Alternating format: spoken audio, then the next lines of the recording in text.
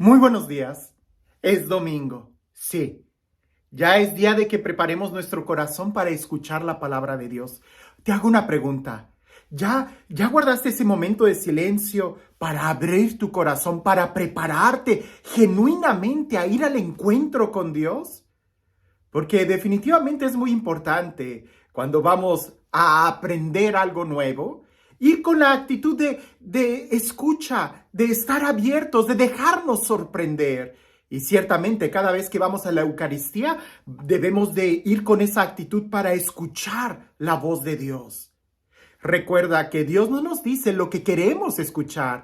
Dios no es como un vendedor o un publicista que va a tratar de acaparar nuestra atención para decirnos cosas agradables a nuestro oído. No, Jesús lo que quiere es llevarnos a la verdad, enseñarnos el camino que es el mismo, y a veces nos dice cosas que no nos gusta oír, porque definitivamente toda corrección implica ese sentido de dolor, de sufrimiento, para poder enmendar nuestro camino.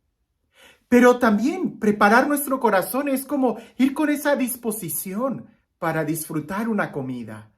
Si tú vas al restaurante a regañadientas, sin hambre, sin apetito, de mal humor, no vas a disfrutar el platillo, la comida, te vas a ver mal. Y alguien pudiera decir, pues por eso mejor no voy. No, el problema es de que si no comes te vas a morir. Y en este sentido, más bien lo que tenemos que hacer es cambiar nuestra actitud para poder disfrutar, escuchar, entender, aprender y crecer de cada encuentro que tenemos con Dios. Sin más, te voy a leer el Evangelio. Y el Evangelio de este domingo, cuando yo lo meditaba de manera personal, creo que aprendí más de lo que no dice que de lo que dice. Parece que las cosas que hay atrás de estas palabras movían muy fuerte mi corazón, quizás por la situación en la que estamos viviendo, por la época en la que estamos viviendo, donde todo lo queremos fácil. Pero bueno, escuchemos juntos el Evangelio y abramos nuestro corazón para dejarnos sorprender por lo que Dios quiere decirnos. Dice así: en aquel tiempo los apóstoles dijeron al Señor: aumentanos la fe. El Señor les contestó: si tuvieran fe, aunque fuera tan pequeña como una semilla de mostaza, podrían decir a ese árbol frondoso: arráncate de raíz y plántate en el mar, y los obedecería. ¿Quién de ustedes, si tiene un siervo que labra la tierra o pastorea los rebaños, le dice cuando éste regresa del campo: entra enseguida y ponte a comer?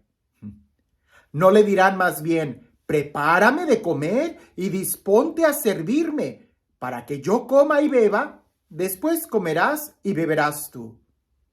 ¿Tendrá acaso que mostrarse agradecido con el siervo porque éste cumplió su obligación?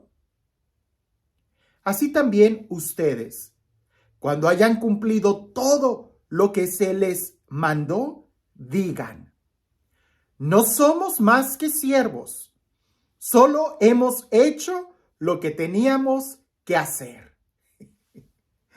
Y cuando leí este texto, yo dije, seguramente este texto es un conjunto de dichos y por eso está de esta forma y son varios temas separados. Un tema es la fe y otro tema es el servicio. Pero cuando lo leía y trataba de meditarlo, me daba cuenta que era el mismo tema.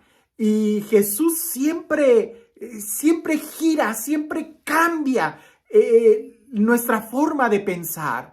Y es que precisamente acercarnos a Jesús tenemos que ir con toda la disponibilidad, como la arcilla se acerca al alfarero, ser dóciles, porque mientras más duros estemos en nuestro pensamiento, pues nos va a quebrar. Y parece que eso es lo que sucede.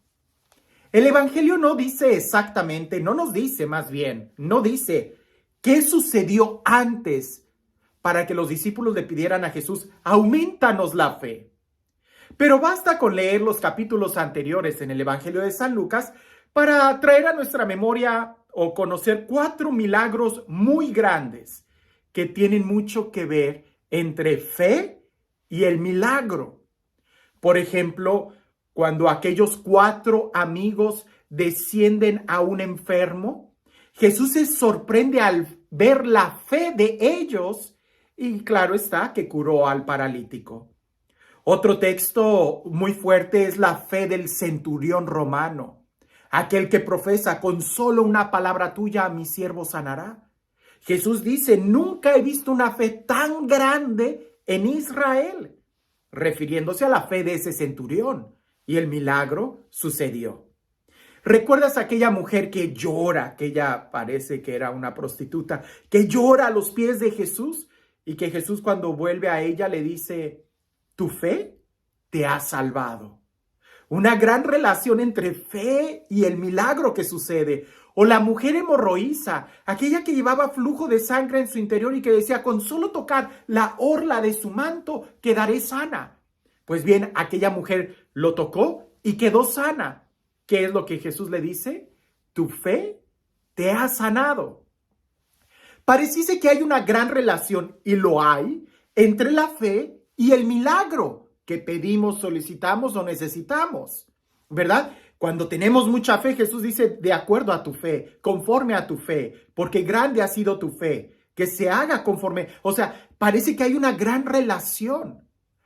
Cosa que quizás a los apóstoles les faltaba poquito o mucho, porque cuando viene la tormenta, ¿recuerdas? Que se empiezan a hundir, tienen miedo y Jesús voltea y les dice: ¿por qué tuvieron fe? O cuando incluso Pedro se está ahogando y lo saca, Jesús reprocha la falta de fe de ellos.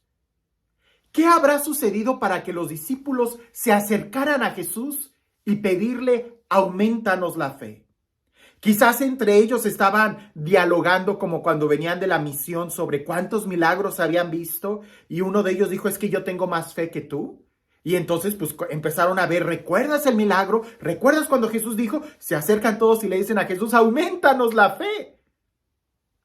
Pero Jesús da un giro a esta petición que es muy buena.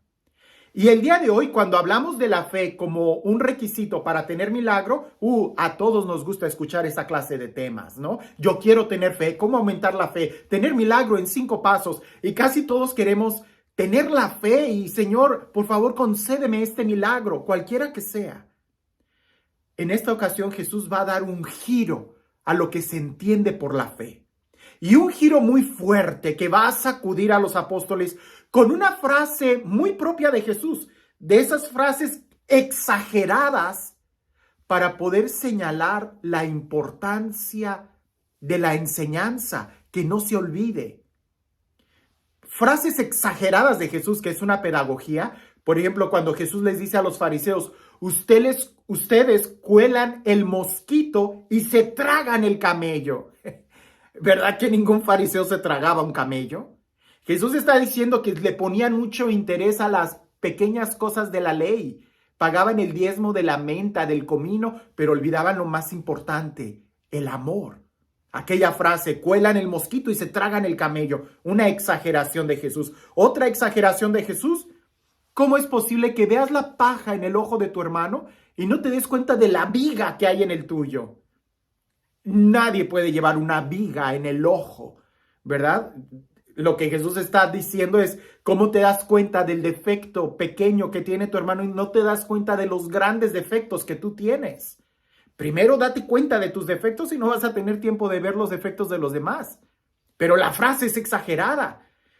¿Cómo le dices a tu hermano: déjame te quito esa pequeña paja que llevas en tu ojo?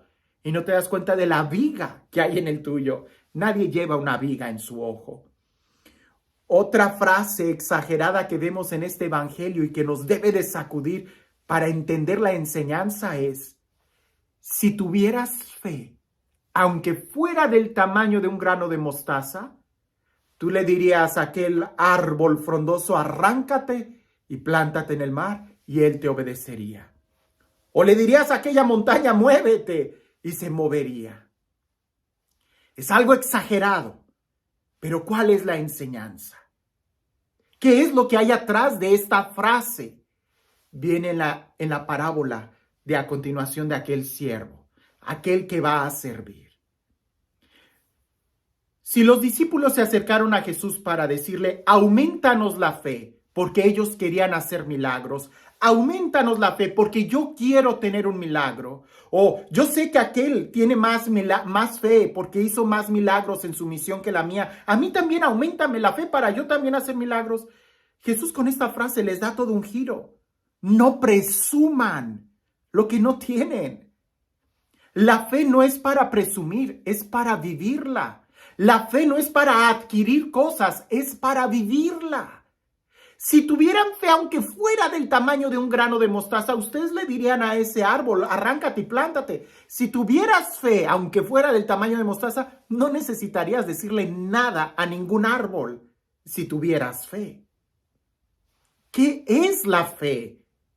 Y ahí es donde entramos en muchos conflictos, porque nos gusta mucho entender la fe y contemplar la fe como aquello que nos va a dar el milagro, ¿verdad? Ten fe y sucederá. Que se haga conforme la fe. No te he dicho que si crees verás la gloria de Dios. Oh, sí, Señor, yo creo, ¿verdad? Y nos gusta inclinarnos mucho hacia aquello. Pero la fe no es solamente un ejercicio intelectual. La fe es creer y adherirme, aceptar, vivir conforme a lo que creo. Es como los novios cuando se van a casar. Ellos aceptan intelectualmente y emocionalmente a su novia, o a su novio, pero el compromiso es de vivir conforme a lo que acaban de profesar, el amor, cada día de su vida, en las buenas y en las malas, en la salud y en la enfermedad. Si no, no es amor. La fe es ese creer y aceptar. En otros textos nosotros vemos a los demonios que profesan fe en Jesús. Cuando los demonios dicen, tú eres el Hijo de Dios, y Jesús los manda a callar. ¿Los demonios hacen un acto de fe? No, los demonios creen que Jesús es el Señor, pero los demonios no aceptan la voluntad de Dios en su vida, y eso es tener fe. Sí, fe es creer en aquello que no vemos, es esperar como si ya lo tuviéramos. Fe es vivir en el momento presente y no estarnos lamentando por lo que no tenemos aún. El que tiene fe ya vive en libertad. Por eso pienso que en este tiempo en donde se nos están presentando tantas espiritualidades, donde la fe se nos propone como algo mágico, como no necesitamos compromiso, como yo puedo orar desde mi casa, ¿para qué voy a confesarme con el sacerdote? ¿Para qué tengo que ir a misa todos los días o todos los domingos si yo puedo? O sea, esa espiritualidad que está entrando cada vez más y más y más en los ambientes cristianos, una fe mágica, no existe. Ya Santiago nos dice, muéstrame tu fe sin obras, y no se refiere a obras de que yo hago tantos milagros cuando predico o tantos milagros suceden en este retiro, no. La verdadera fe es el compromiso que tengo. Y aquí es donde a lo mejor muchos no nos gusta escuchar esto, pero los primeros cristianos les fue muy mal en su vida. Los primeros cristianos fueron martirizados. Los primeros cristianos perdieron muchas cosas, toda su vida, sus terrenos, sus casas, sus negocios, todo porque tenían fe. Y entonces pudiéramos nosotros pensar, pero entonces no tenían fe porque no prosperaron económicamente en su vida. No, tenían mucha fe. De tal manera que todo su corazón estaba puesto en los bienes de arriba. Pensar, por ejemplo, en San Bartolomeo, me sorprende, hace poco estaba leyendo un poco de él, que en vida, él estaba vivo, le arrancaron toda la piel, lo despellejaron y lo dejaron así. Claro, murió por infección y todas las cosas, pero imagina el dolor que debió de haber sufrido San Esteban, todos esos mártires. ¿Y tenían fe? Sí. No nos adelantemos, fe no significa que vayas a sufrir, no. Los mártires vivían felices en su corazón, aunque les estaba yendo muy mal. Pero, ¿qué es fe? No nos adelantemos, ¿qué es fe?